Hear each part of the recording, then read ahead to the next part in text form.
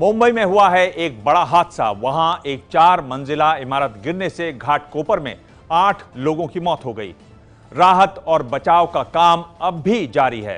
हादसे में शिवसेना नेता का नाम आया है।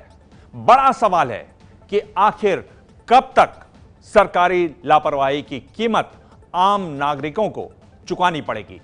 ये एक नेचुरल कैलामिटी बिल्कुल नहीं है। It's not at all a natural calamity. ये एक मैन मेड कैलामिटी है। बीएमसी ने इसे परमिशन दी तो क्या बेसिस पे दी? अगर बीएमसी को ये लगता था कि यहाँ पर नहीं होना चाहिए तो क्यों दी परमिशन? आज मर जाते लोग। समझना चाहिए था इतनी छोटी सी बात को।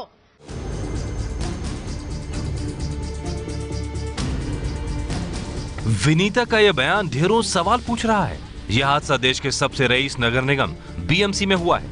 यह हादसा देश की आर्थिक राजधानी कहे जाने वाली माय नगरी मुंबई में हुआ है। ये तस्वीरें जो सवाल खड़ा कर रही हैं, उससे न तो बीएमसी की सत्ता में बैठी शिवसेना मुंह छिपा सकती है और न ही महाराष्ट्र सरकार अपनी जिम्मेदारी से बच सकती है। मुंबई की घाटकोपर में एलबीएस रोड के पास दामोदर पार्क इलाके की यही वो 4 मंजिला इमारत है जो सुबह 10:30 पर भरभरा कर गिर पड़ी। चिल्ला रहे थे लोग, इसलिए घर से बाहर आई। अंदर लोग बोल रहे हैं नीचे आओ, बिल्डिंग गिरने वाली है।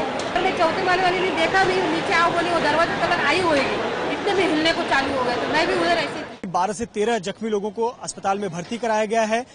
चूंकि यह राहत और बचाव कार्य तेजी से चल रहा है और राहत बचाव कार्य रात भर चलता रहेगा, ऐसे पर अनुमान जताया जा रहा है कि घायलों की संख्या और मृतकों की संख्या में बढ़ोतरी हो सकती है। आप देख सकते हैं किस प्रकार से कोशिश की जा रही है कि किसी तरह से मलबे को हटाया जाए, साथ ही साथ किसी दीवार में छेद करके भीतर तक जाया जाए और देखा जाए कि क्या कोई सुरक्षित है।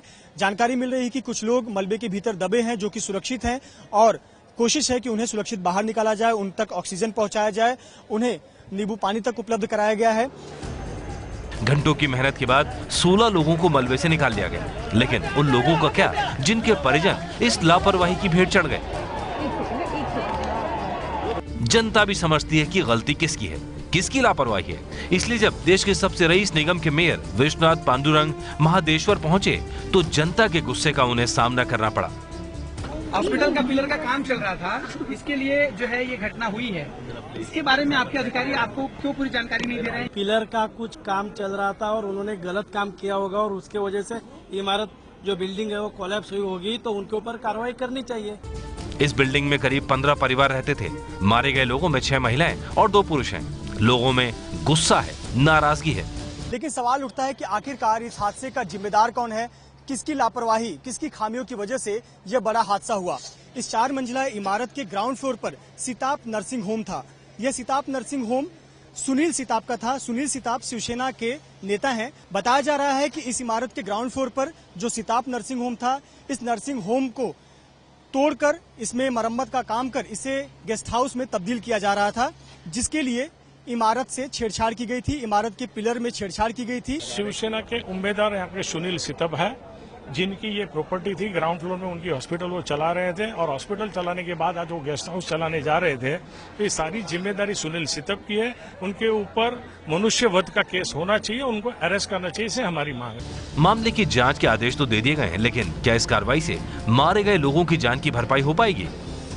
ये है एबीपी न्यूज, आपको रखे आगे।